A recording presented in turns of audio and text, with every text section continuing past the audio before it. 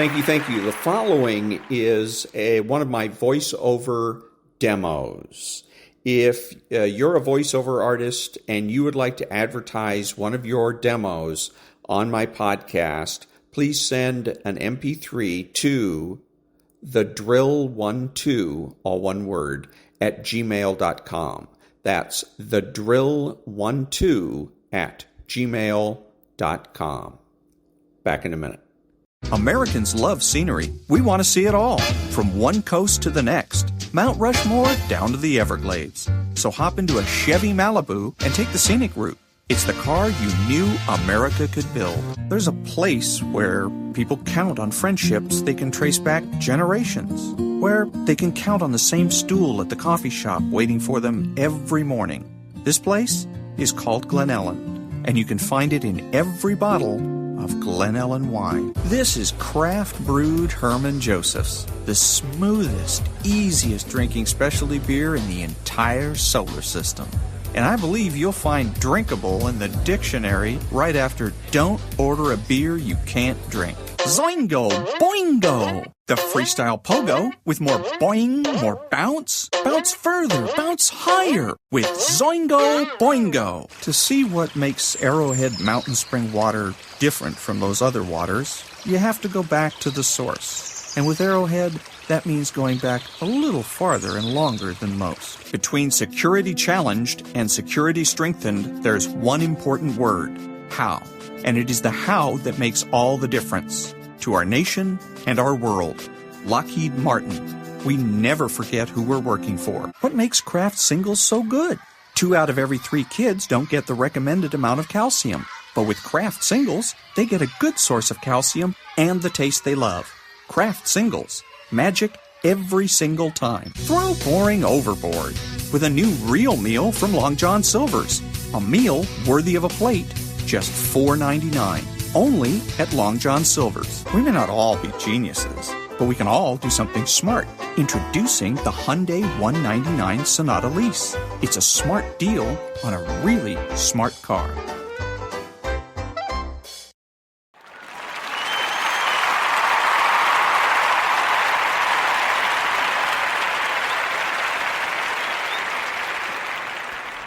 Pro-life, and I think it was a mistake coming here tonight, but even if you are, I don't think it's some a victory for making abortion illegal, but only in some states. Because then the only people that you're forcing to become parents are the ones who don't have the resources to travel to a state where abortion is legal. And those aren't the kind of parents you want. Think about how are you going to be a good mom if you can't even get your kid aborted?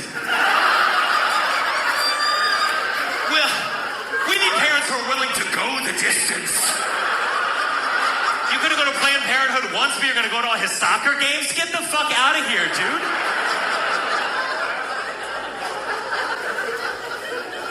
I think it's backfired on pro-lifers. Because, like, for example, if you're now, after Roe v. Wade got overturned, if you're a member of the U.S. military and you want to get an abortion, but you live in a state where it's illegal, the government has to reimburse you for travel to a state where abortion is legal. I mean, back in the day, you had to go all the way to the Middle East if you wanted to kill a baby on the government's dime.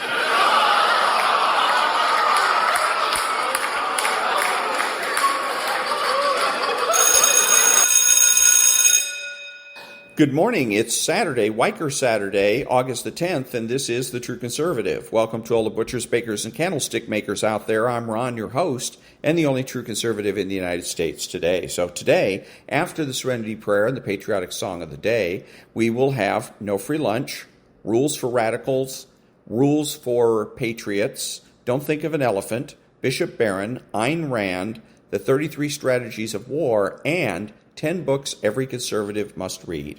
All that and more when I get back.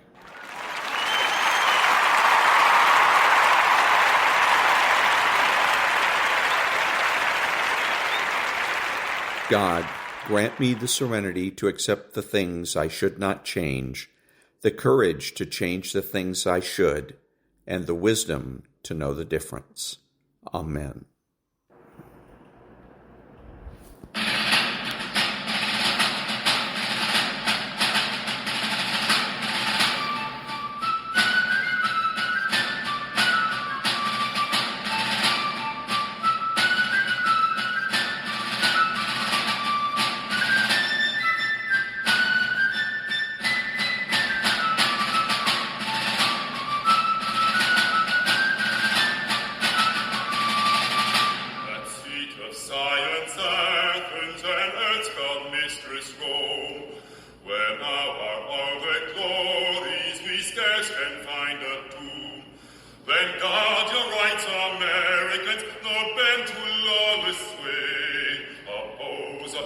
oppose for free America.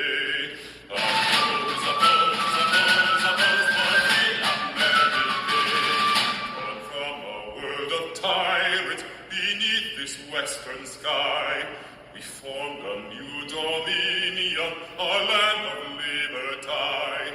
The world shall know we're masters here, then hasten on the day. Huzzah, huzzah, huzzah, huzzah for free America.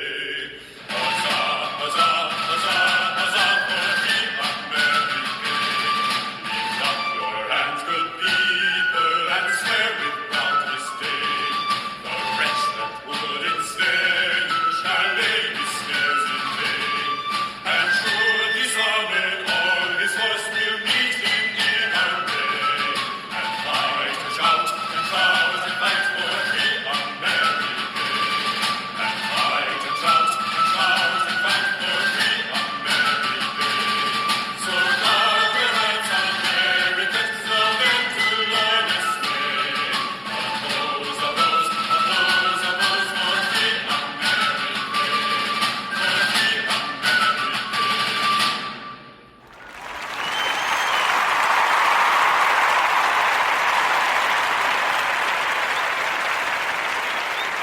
Thank you. And now there's no free lunch. 250 Economic Truths by David Bahnsen. Nothing is more usual among states which have made some advances in commerce than to look on the progress of their neighbors with a suspicious eye, to consider all trading states as their rivals, and to suppose that it is impossible for any of them to flourish, but at their expense. In opposition to this narrow and malignant opinion, I will venture to assert that the increase of riches and commerce in any one nation, instead of hurting, commonly promotes the riches and commerce of all its neighbors, and that a state can scarcely carry its trade and industry very far where all the surrounding states are buried in ignorance, sloth, and barbarism. David Hume. It is not rich countries that hurt poor countries, but poor countries that hurt rich countries, according to the great Enlightenment philosopher. His reasoning: the economic treasure of a flourishing country inevitably spills over into neighboring countries, whereas the shortcomings of a country limits the trade and capacity of its neighboring countries. Indeed, this has been evident throughout modern history that prosperous countries are a benefit to their continental neighbors, and weak ones are an albatross to theirs. And that was There's No Free Lunch by David Bahnsen. Back in a minute.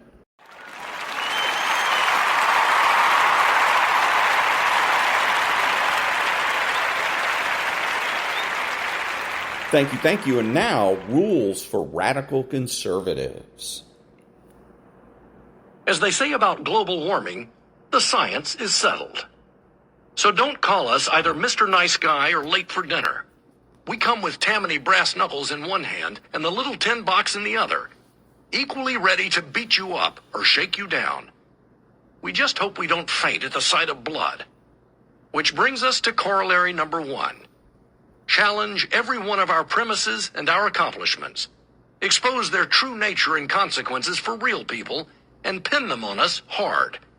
Freeze them, personalize them, polarize them, as we love to repeat ad nauseum. I use the phrase Pochomkin village above, but in truth, it's much more applicable when describing us and what we have wrought.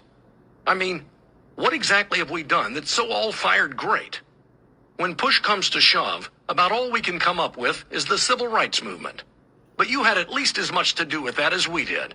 And besides, it was the racist Democrats, how it pains me to type those words, who fought it till the last fire hose ran dry and the last German shepherd died. Other than that, we pretty much crapped out. So now, when we're at our cockiest and most overconfident, is the time for you to break us.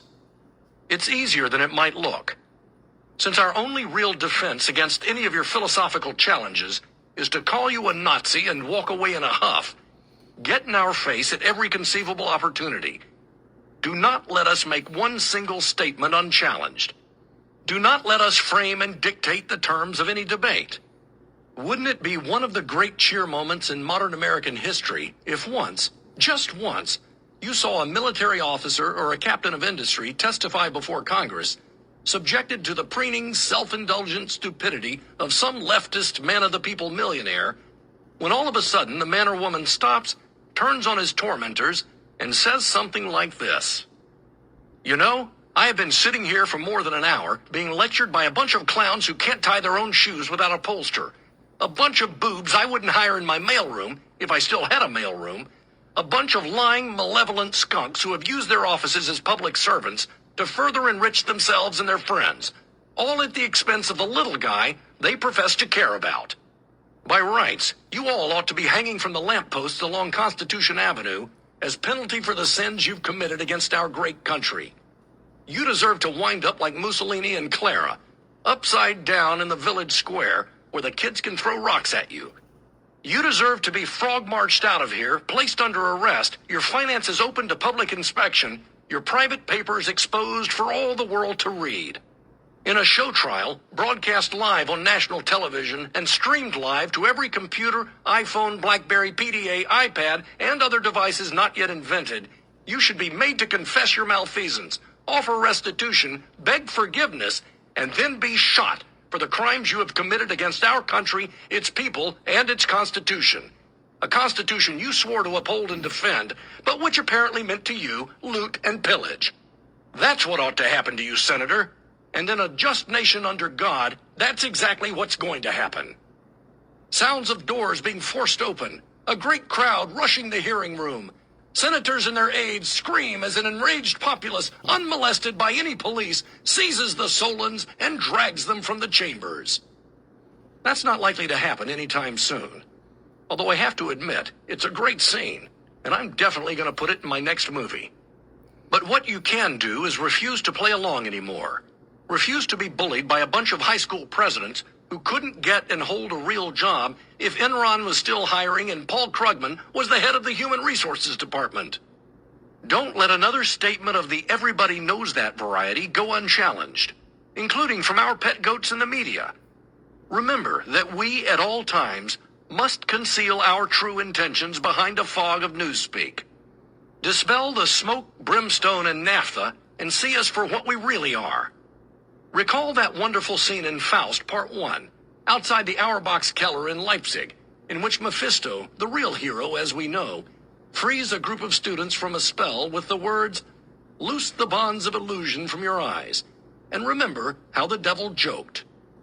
But the best way is to go after the very soul of our philosophy, the way Mephisto did to poor Faust, that life is a zero-sum game. How we managed to impose that alien, European, and altogether nutty Weltanschauung on the good, red-blooded American boys and girls is still beyond me. And that was the, The Rules for Radical Conservatives by David Kahane. Back in a minute.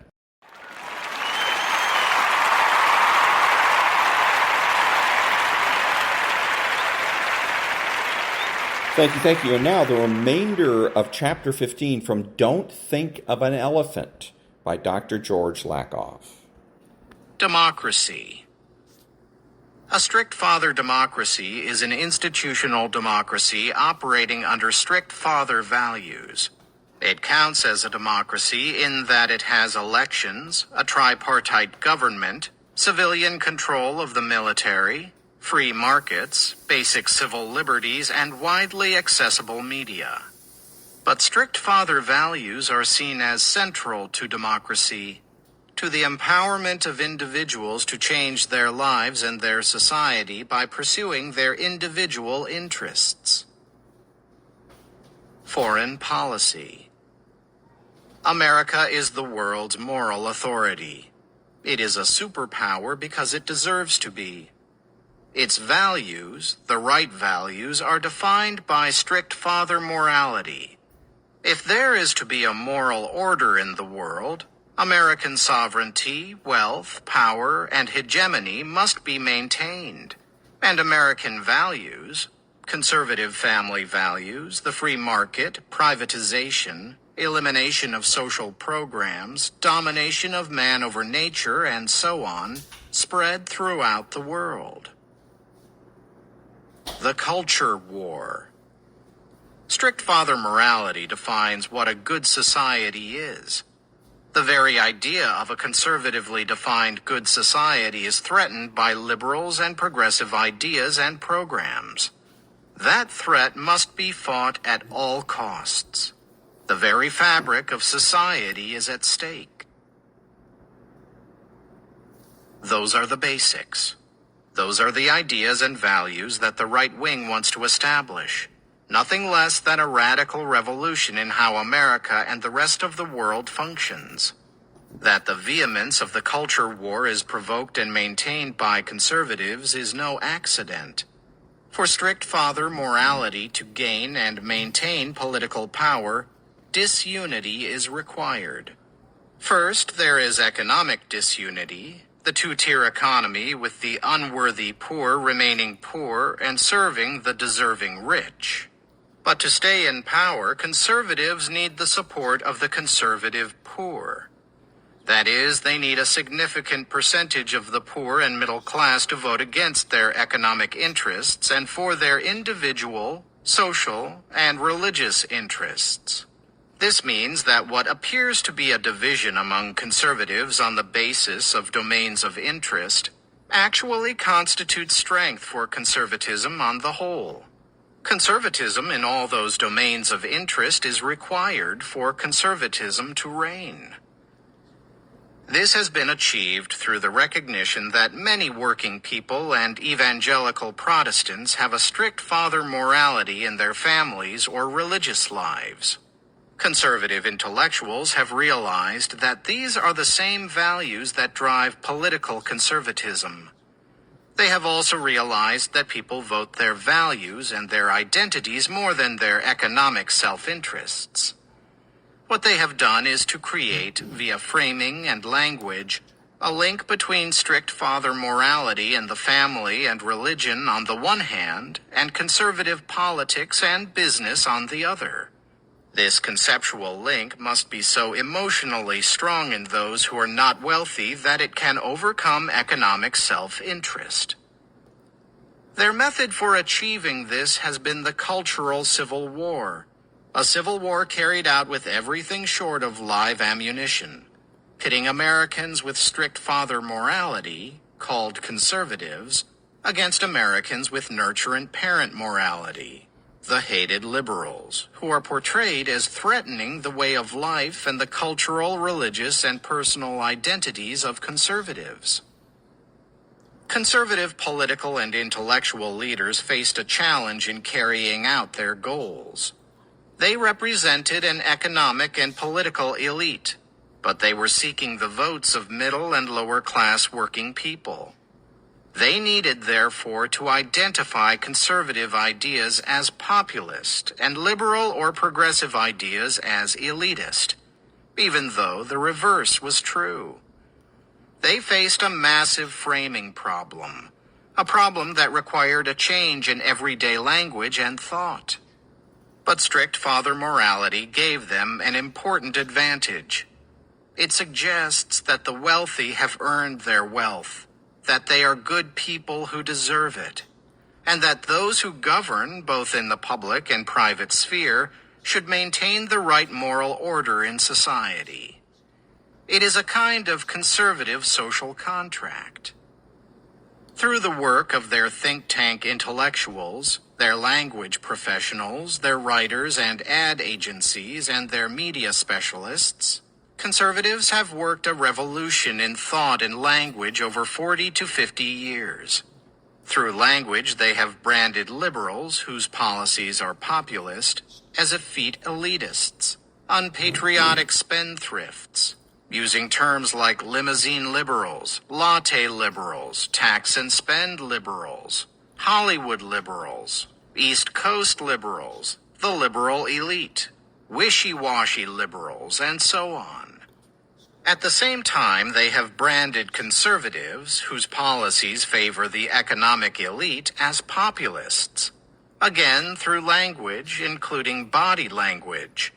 From Ronald Reagan's down-home folksiness to George W. Bush's John Wayne-style Bubba-isms, The language, dialects, body language, and narrative forms have been those of rural populists.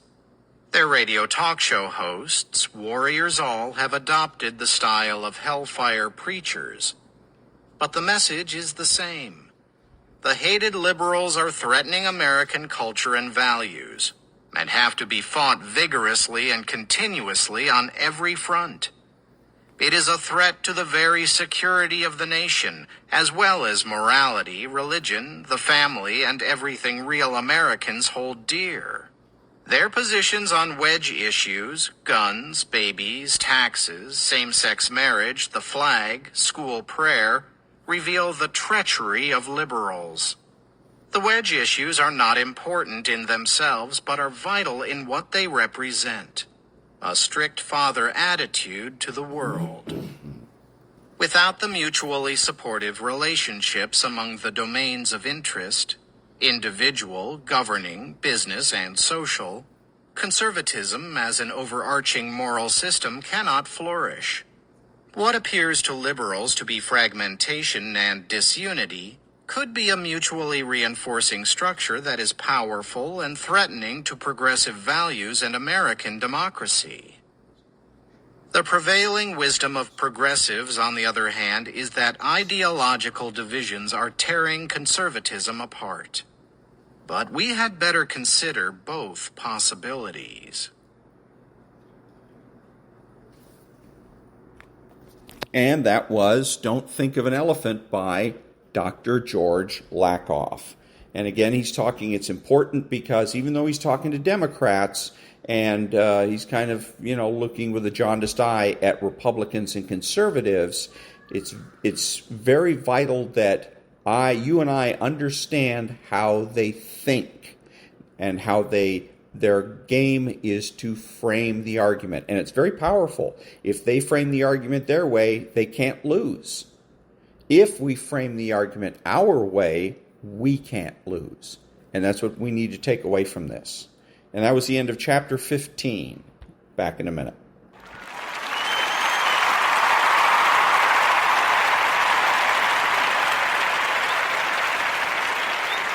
Thank you. And now, the first part of the introduction to the book Ideas Have Consequences by Richard Weaver. Introduction. This is another book about the dissolution of the West. I attempt two things not commonly found in the growing literature of this subject. First, I present an account of that decline based not on analogy, but on deduction. It is here the assumption that the world is intelligible, and that man is free, and that those consequences we are now expiating are the product not of biological or other necessity, but of unintelligent choice. Second, I go so far as to propound, if not a whole solution, at least the beginning of one, in the belief that man should not follow a scientific analysis with a plea of moral impotence. In considering the world to which these matters are addressed, I have been chiefly impressed by the difficulty of getting certain initial facts admitted. This difficulty is due in part to the widely prevailing Whig theory of history, with its belief that the most advanced point in time represents the point of highest development, aided no doubt by theories of evolution, which suggest to the uncritical a kind of necessary passage from simple to complex.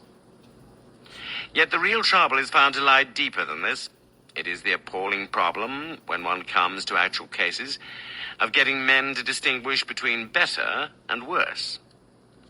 Are people today provided with a sufficiently rational scale of values to attach these predicates with intelligence?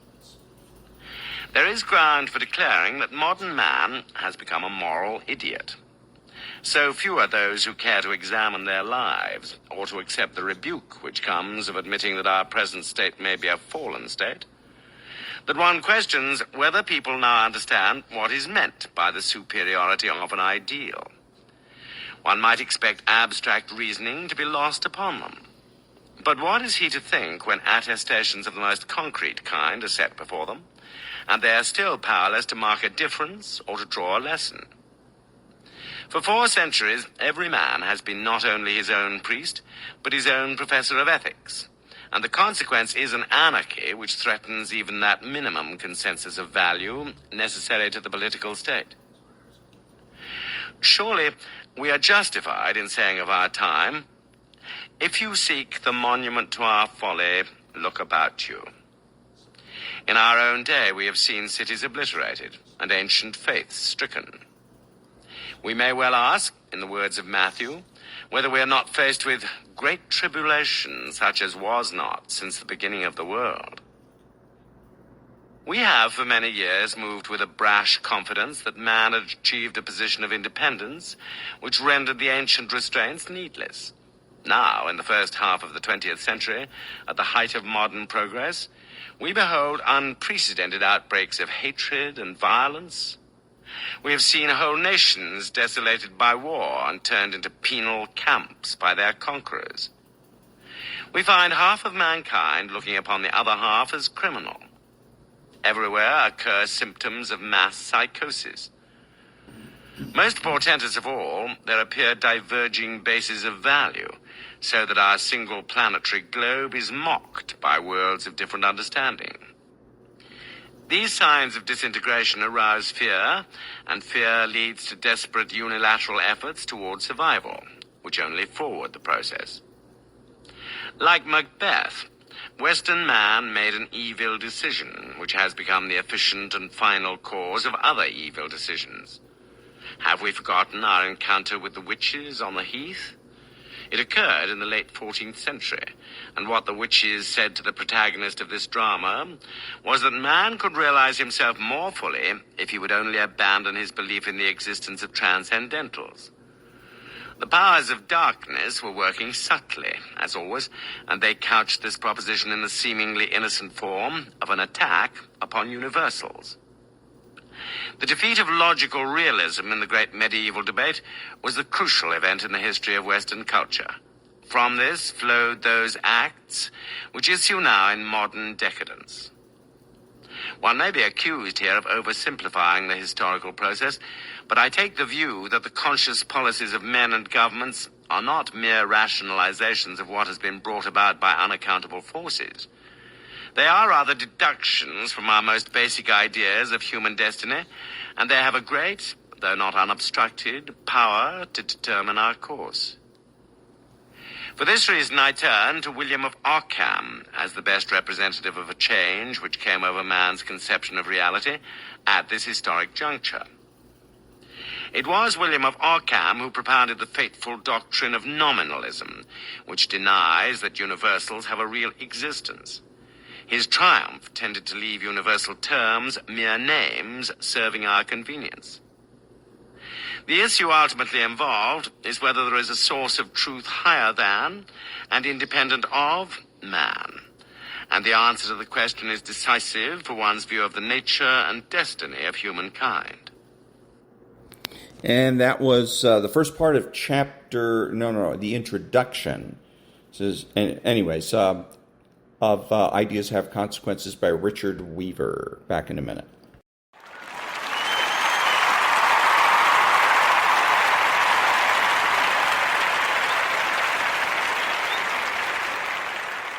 Thank you. And now, the Daily Stoic.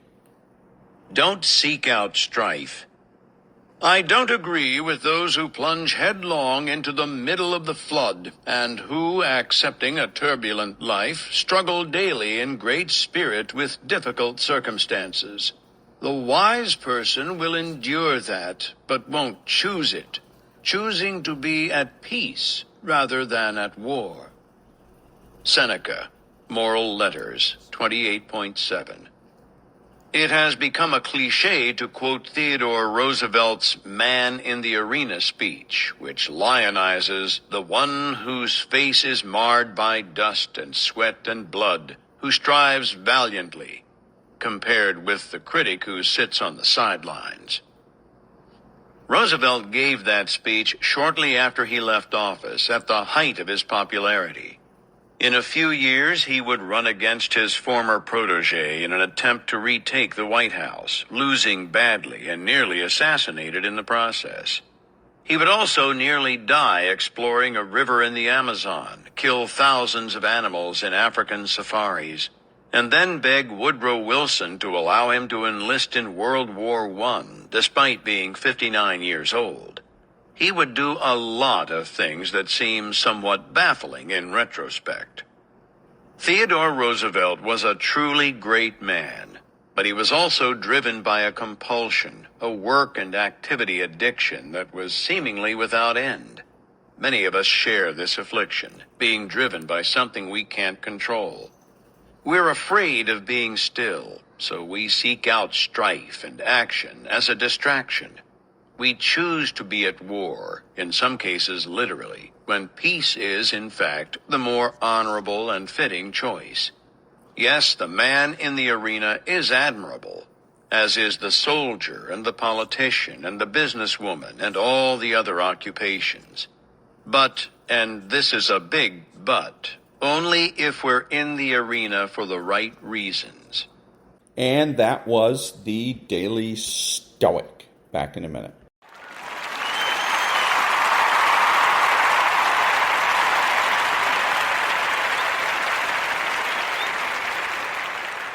Thank you. And now, Bishop Robert Barron.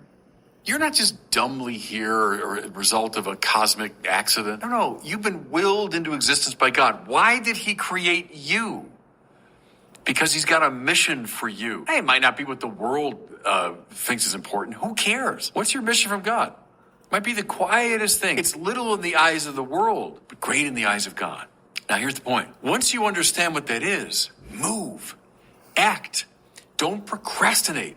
Don't fall asleep. Go in haste. Don't waste time. Life is short, and the mission is clear. Be about the work the Lord has given you to do. And that was Bishop Robert Barron. Back in a minute.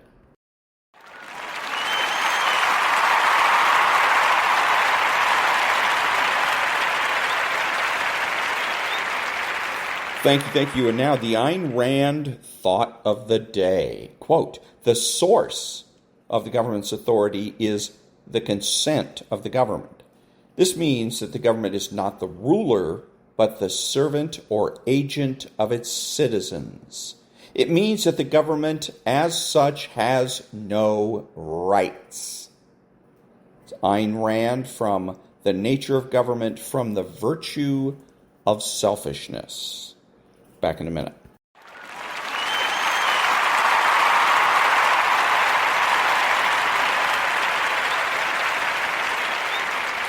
Thank you. And now, the 33 Strategies of War.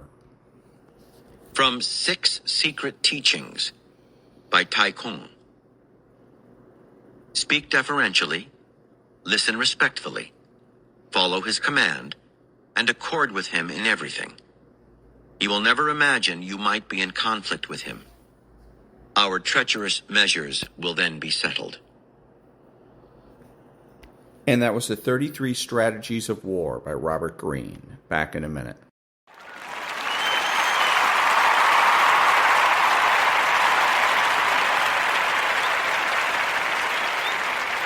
Thank you. So if you're a Democrat, you should vote for somebody else other than Joe Biden because he simply hasn't done anything for you.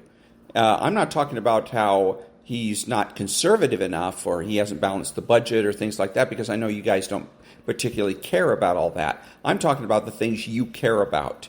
Number one thing he was going to do that you care about is stack the court. He was going to expand it by 4 seats.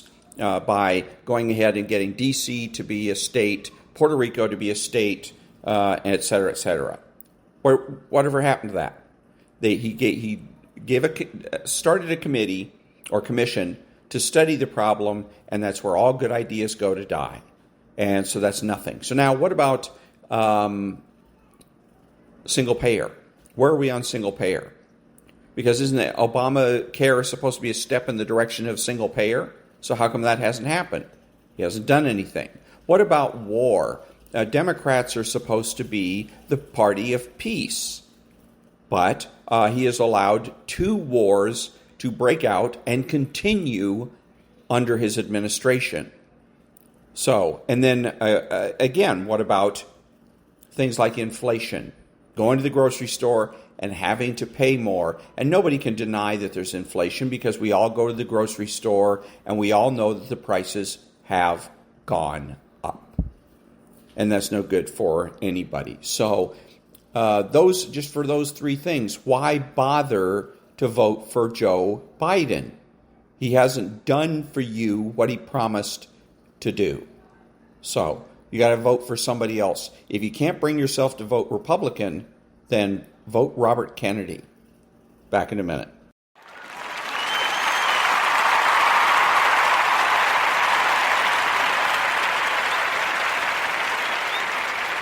Thank you. And now, Chapter 10 of the 10 books every conservative must read by Benjamin-Wiker.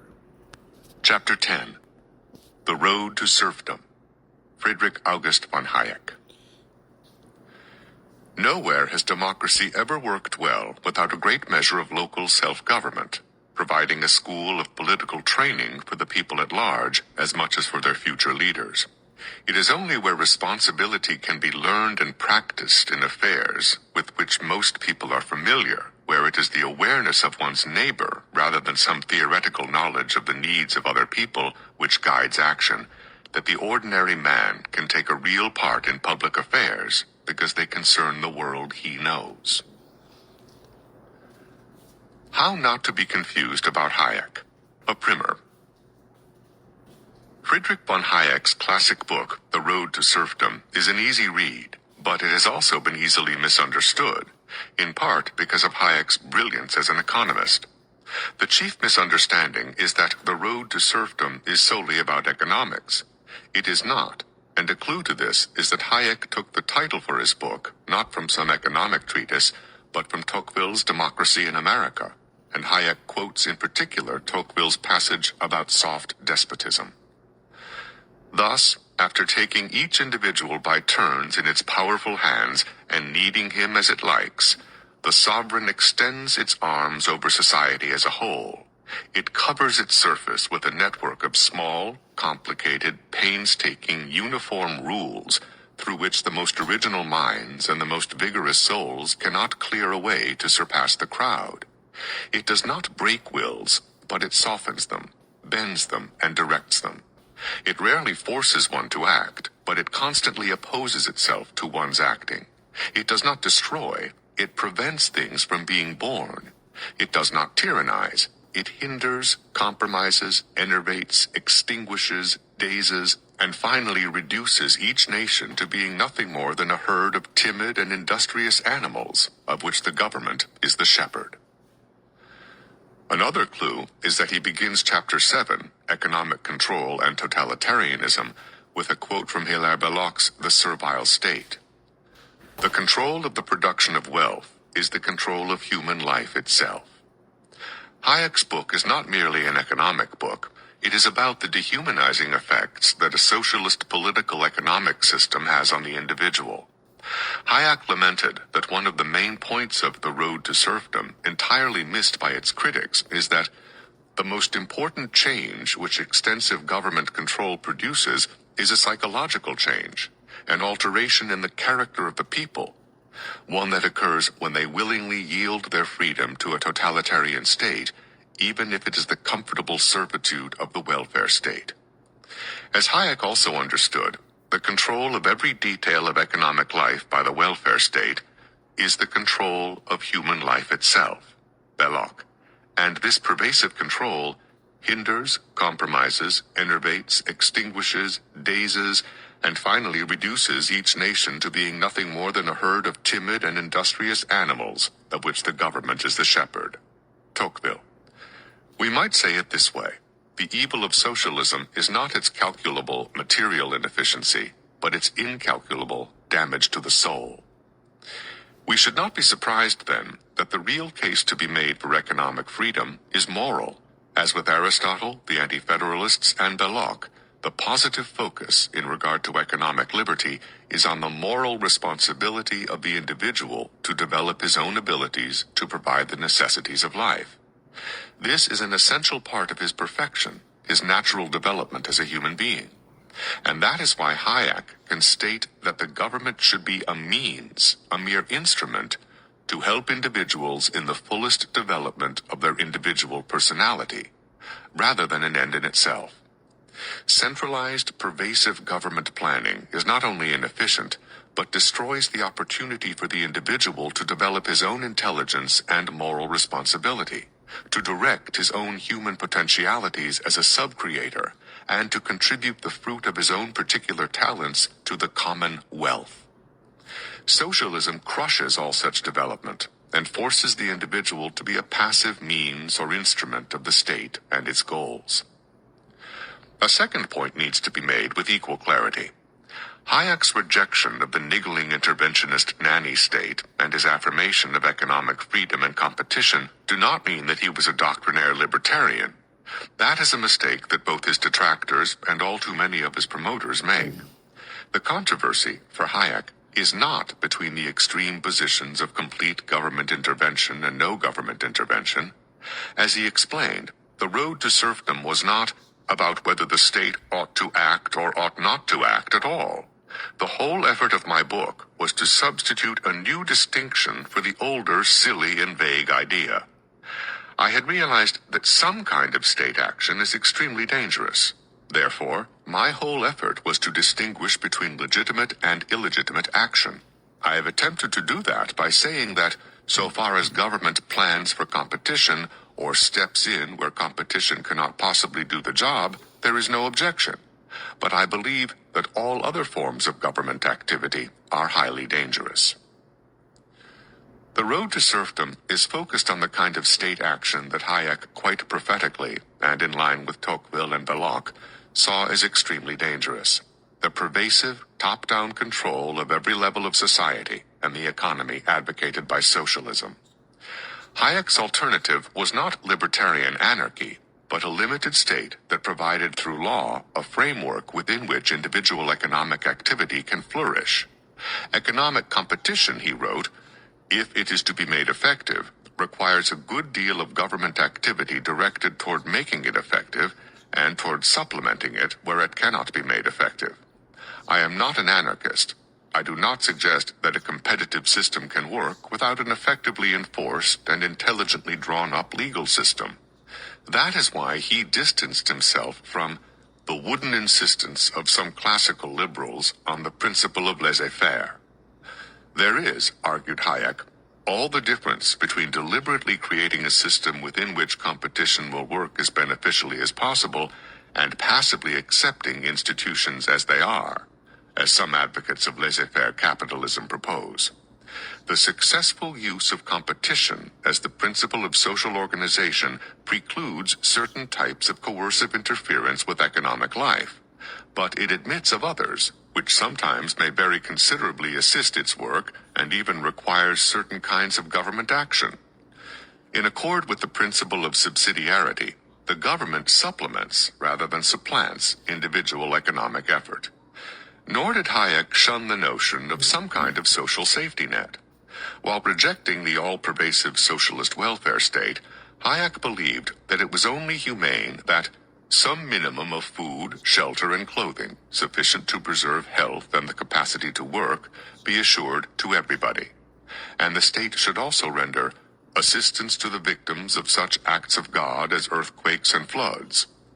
He even believed that, with genuinely insurable risks, the case for the states helping to organize a comprehensive system of social insurance is very strong, although what Hayek would have in mind is, to say the least, much different than what is envisioned by socialist-minded liberals. These things can be done, argued Hayek, with a limited state and without endangering general freedom. Hayek was no Ebenezer Scrooge, no Thomas Malthus. He did not believe in ruthlessly letting the poor suffer to extinction. A third point concerns Hayek and liberalism. Hayek consistently referred to himself as a liberal, and in fact denied, with some misgivings and much clarification, that he could be called a conservative, even writing a famous essay, Why I Am Not a Conservative. Yet Hayek was anything but a liberal in our modern American sense. Hayek was a classical liberal in the European sense. That is, he was concerned with the preservation of responsible individual liberty from state encroachment. Like Chesterton, Hayek rejected the tag conservative because it meant for him merely holding on to the present order regardless of its merits. Also like Chesterton, if you had to put Hayek on one side or the other in today's political taxonomy, conservative or liberal, he is unmistakably, overwhelmingly on the conservative side, with only a few philosophical quibbles, and perhaps a theological one. He has virtually nothing in common with the left, save for the belief that change and reform can be good. And that brings us to a final point before we dig into the text itself. When The Road to Serfdom was written, socialism meant the direct government nationalization of the means of production and the central economic planning which this made possible. Chiefly the extensive redistribution of incomes through taxation and the institutions of the welfare state. In the socialism of the welfare state, the effects of socialism are brought about more slowly, indirectly, and imperfectly, but are very much the same, as if there were a direct government takeover. It isn't revolutionary socialism, but socialism where freedom is lost by an almost imperceptible increase in degrees of servitude to the state. Hayek the man. Friedrich August von Hayek was born on May 8, 1899 in Vienna, Austria, the first son of August and Felicitas Hayek. His father was a medical doctor with a passion for botany and a not very secret desire to be a university professor. His mother came from a wealthy family, and Friedrich was born into comfortable circumstances, if not comfortable times. His parents were, at best, nominal Catholics, and Friedrich himself became an agnostic by the age of 15. In one sense, this makes his ultimate economic and philosophical positions more interesting, for in his own words, he ended up a Burkean Whig, believing in the importance of morality, tradition, and religion in forming the foundation of a humane political order that defends the inviolable importance of the individual. Young Hayek was one of those brilliant and precocious boys who had little interest in performing in schools, and was able, with little application, to succeed brilliantly in failing Greek, Latin, and mathematics when he was 14. He spent many dismal hours swimming around at the bottom of the class. Hayek was only 15 when World War I started, and he entered the army in the spring of 1917, serving in Italy, where he was almost killed several times and underwent a nasty bout of malaria. It was while he was in the army that he read his first serious economic treatise. Needless to say, the Austria to which he returned was in shreds, economically and politically. Hayek decided to enter the University of Vienna and study economics, although he always maintained a keen interest in psychology. At this point, young Hayek was a soft socialist, not a Marxist, but more a Fabian socialist, the nicer English type that tried to impose socialism gradually through democratic means, rather than at the point of a bayonet. Socialism made sense. The old order was destroyed by war, and the present disorder was teetering toward total collapse. During his time at the university, the Austrian economy underwent severe inflation, with prices rising by 7,000% between October 1921 and August 1922. Wartime made united, centralized efforts by the government feel normal, and indeed an attractive way to rebuild a new political order from the social and economic rubble.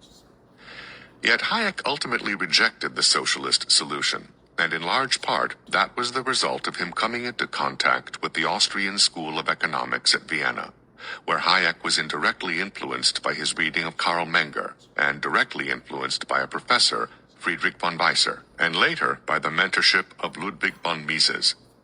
During this time, he formed an intellectual discussion group, the Geistkreis, which included among its many eminent members Erich Vogelin. Both Vogelin and Hayek attended von Mises' private seminars, and both Vogelin and Hayek rejected the left's faith in centralized government as a kind of deity that could control society omnisciently and benevolently. Hayek earned his doctorate in law in 1921.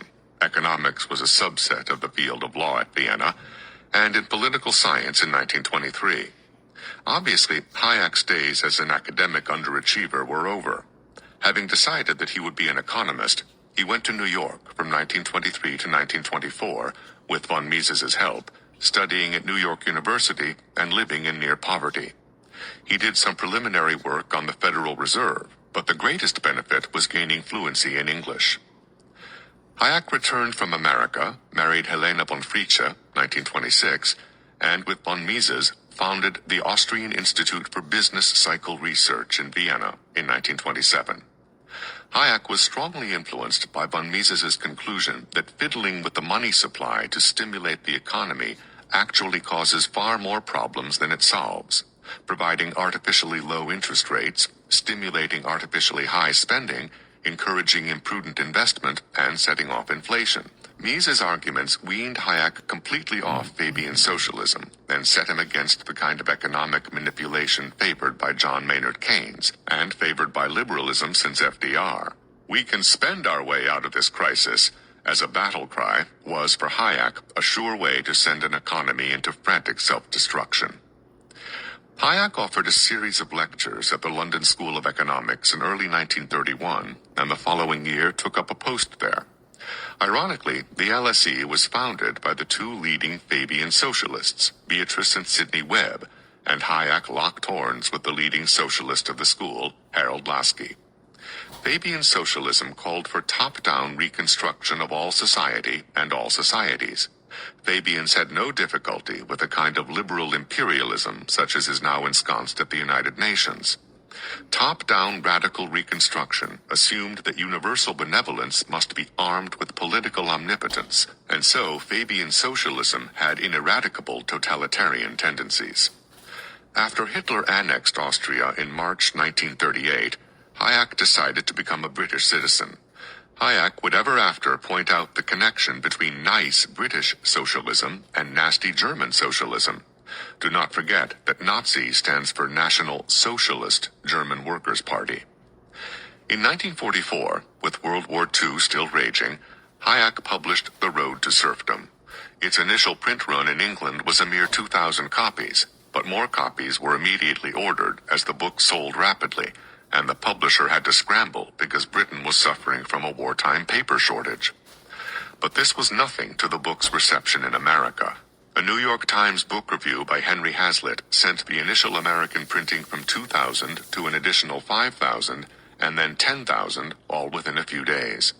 Then a Reader's Digest version appeared in 1945, selling well over 600,000 copies through a Book of the Month arrangement, and Hayek undertook a wildly successful lecture tour. Within a matter of months, Hayek had been lifted from academic obscurity to celebrity, and The Road to Serfdom became one of the top-selling economic books of the 20th century. It is also a modern conservative economic masterpiece that deserves our careful attention. Humility, the key to Hayek. You will understand the considerable wisdom of Hayek if you get just one profound point. Human beings are not gods. We are not and never can be all-knowing. For our own good, we need to accept with humility our own human intellectual limitations. Of course, as an agnostic, that is not quite how Hayek put it, so let's approach it from his angle. Whatever his other quibbles with Aristotle, and he did have some, Hayek was an Aristotelian in regard to his hearty appreciation of one very important virtue, prudence. Hayek understood what governments tend to overlook. No centralized government bureaucracy can possibly know the particular and various needs of society on the local level, particularly the various needs that individuals are best left to meet in their own way using their prudence, i.e., their practical experience and a concrete understanding of their own particular situation. Hayek argues that the state should confine itself to establishing rules applying to general types of situations, and should allow the individuals freedom in everything which depends on the circumstances of time and place, because only the individuals concerned in each instance can fully know these circumstances and adapt their actions to them. His argument for a free market was not based upon greed, but upon a hearty recognition of the inherent limitations of human knowledge. If the general government, in humility, recognizes that it cannot possibly know and judge all these particulars, then it will take a hands-off approach. But even more, Hayek, like Vogelin, stressed the inherent and irreducible complexity of human nature, and hence human choices, a complexity that we must humbly accept. If all human action could be boiled down to one or two simple causes, say a merely mechanical reaction to hunger, sex, or pain, then it would be possible to come up with a general and exact science of human action, and hence human economic activity. If such a science were possible, then human economic activity would be entirely predictable and controllable from the top down, a socialist's dream. Against such utopian dreams, Hayek set forth our common sense, everyday experience of our own complexity, the recognition that our choices, economic and otherwise, arise from a multitude of sources that cannot be boiled down for the convenience of grand socialist economic planners. They arise, to recall Vogelin, from the fullness of our humanity, from man's participation in the world with his body, soul, intellect, and spirit. A multitude of real, complex human beings choosing a multitude of particular means to provide for themselves and their families economically in their particular circumstances. That is the real, natural foundation of economics. In this respect, Hayek's affirmation of the free market was a safeguard against reductionist views of human nature that would replace the natural foundations of economics with artificial schemes imposed by force from above. It was a call for humility on the part of government, a kind of reverence and respect before the wonderful complexity of human nature. This would all seem to be simple, practical wisdom and good judgment, i.e., prudence. But governments all too often act as though their good intentions can override prudence. The road to serfdom is paved with good intentions. The problem with the socialist government is that, with every good intention, it tries to write rules for every particular concrete circumstance and direct every last detail of the people. The result is always the same. The people affected feel like the government is pouring concrete on top of them. When bureaucracies apply distant general rules to local communities, they rob individuals of their proper liberty to judge circumstances and apply their own prudence. The core of the problem is not the evil intention of the bureaucrat. She may have the best of intentions. The evil comes from that passion for conscious control of everything that is the essence of totalitarianism. Socialist government sees itself as a benevolent god.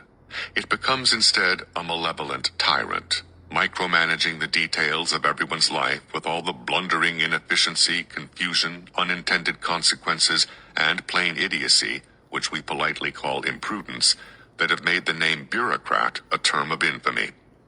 The bureaucrat truly becomes evil when he comes to believe that local people are too stupid to know what's good for them and are better off ruled with the iron hand of the government's experts. Against this hard-knuckled nannyism, Hayek asserts that people are best served when they are given the opportunity to serve themselves and their local communities. The case for economic freedom and competition. Hayek frames his case for economic freedom in terms of individual moral responsibility.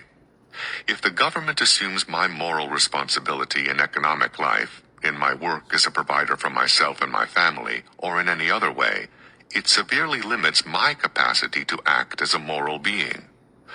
What our generation is in danger of forgetting is not only that morals are of necessity a phenomenon of individual conduct, but also that they can exist only in the sphere in which the individual is free to decide for himself and is called upon voluntarily to sacrifice personal advantage to the observance of a moral rule. If someone takes that responsibility from us, he has stripped us of our moral nature. Responsibility, not to a superior, but to one's conscience, the awareness of a duty not exacted by compulsion, the necessity to decide which of the things one values are to be sacrificed to others, and to bear the consequences of one's own decision, are the very essence of any morals which deserve the name. That is what the economic collectivism of a socialist-style government destroys. A movement whose main promise is the relief from responsibility cannot but be anti-moral in its effect, however lofty the ideals to which it owes its birth. To these moral and philosophical considerations, Hayek adds a political dimension about the nature of power. Bureaucratic power is inevitably centralizing power. In Hayek's words, by uniting in the hands of a single body power formerly exercised independently by many, an amount of power is created infinitely greater than any that existed before, so much more far-reaching as almost to be different in kind. No human being should be trusted with that much power, especially not bureaucrats, because they are appointed, not elected. In order to avoid this kind of insidious concentration of power in the hands of a few, we need to split economic power up. To split or decentralize power is necessarily to reduce the absolute amount of power, and the competitive system is the only system designed to minimize by decentralization the power exercised by man over man. By freeing up local economies from top-down government control, we necessarily split up, diffract, and dilute economic power, putting it in a multitude of private hands. What is called economic power, while it can be an instrument of coercion, is, in the hands of private individuals, never exclusive or complete power, never power over the whole life of a person. But centralized as an instrument of political power, it creates a degree of dependence scarcely distinguishable from slavery. Governments expand because they do not trust the independent, free judgments of the people, or because leaders have grand personal or national visions to which they hope to marshal all the resources within their grasp, or both. Obviously, such governments need to make the decisions. Precisely here is the painful rub. When bad decisions are made locally, they stay local. When bad decisions are made by centralized government power, it multiplies the bad effects a millionfold. But, someone might object, its good effects are multiplied a millionfold as well.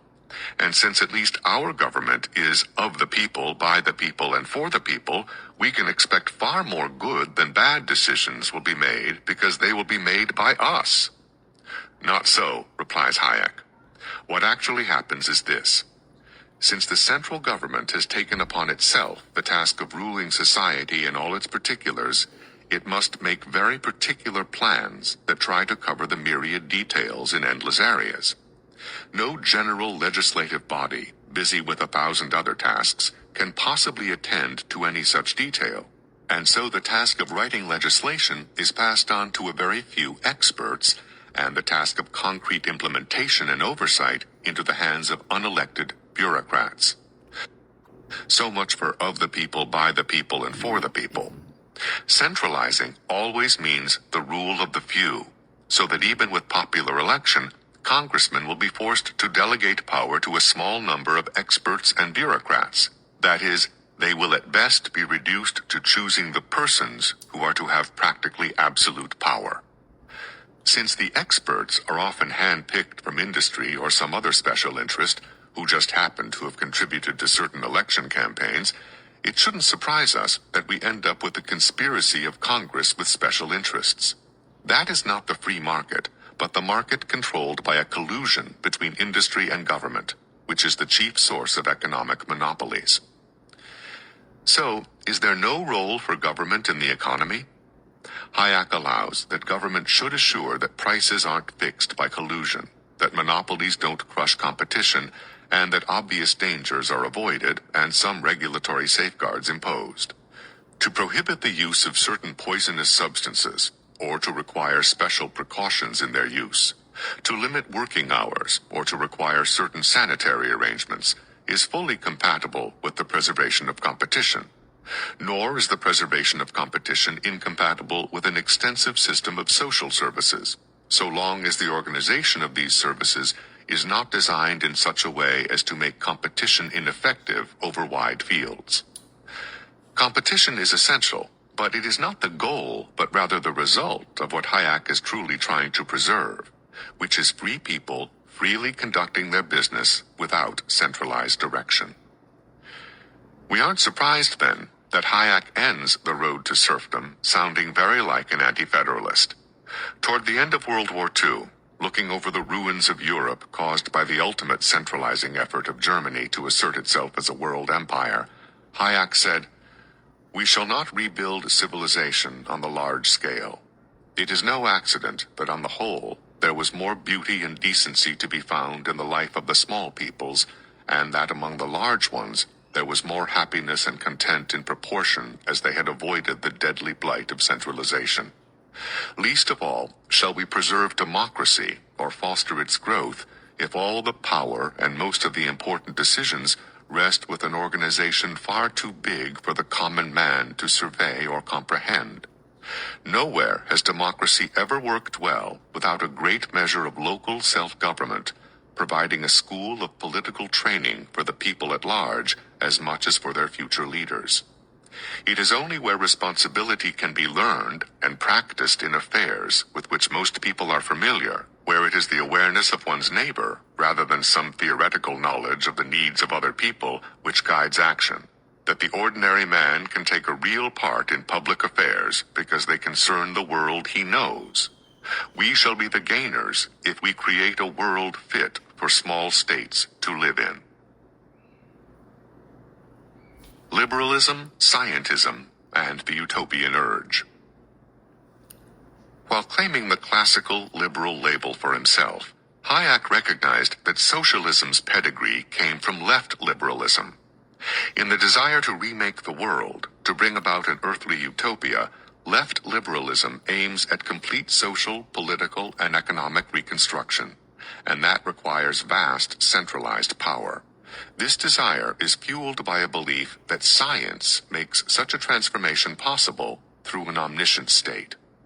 Like Vogelin, Hayek understood that treating politics and economics as if they were branches of physics or chemistry was a dangerous fallacy and a fundamental left liberal or socialist error. Those who argue that we have to an astounding degree learned to master the forces of nature, but are sadly behind in making successful use of the possibilities of social collaboration, are quite right so far as this statement goes. But they are mistaken when they carry the comparison further and argue that we must learn to master the forces of society in the same manner in which we have learned to master the forces of nature. This is not only the path to totalitarianism, but the path to destruction of our civilization and a certain way to block future progress. Like C.S. Lewis, Hayek saw the dangers inherent in ever-advancing technology. While there is nothing in modern technological developments which forces us toward comprehensive economic planning, there is a great deal in them which makes infinitely more dangerous the power a planning authority would possess. To repeat Lewis's warning, we must be ever mindful that each new power won by man is a power over man as well. Hayek won a Nobel Prize for economics, but we should never forget that he believed himself a political and moral philosopher as much as an economist. He knew that the fundamental question is not how we buy and sell, but who we are as human beings, and that is what he wanted to conserve and the key to his conservative approach to economics. But since man is more than Homo economicus, there is more to our conservative efforts. We will now examine a sadly neglected aspect, the conservative imagination. And that was the 10 books every conservative must read from Benjamin-Wiker, Ph.D. Back in a minute.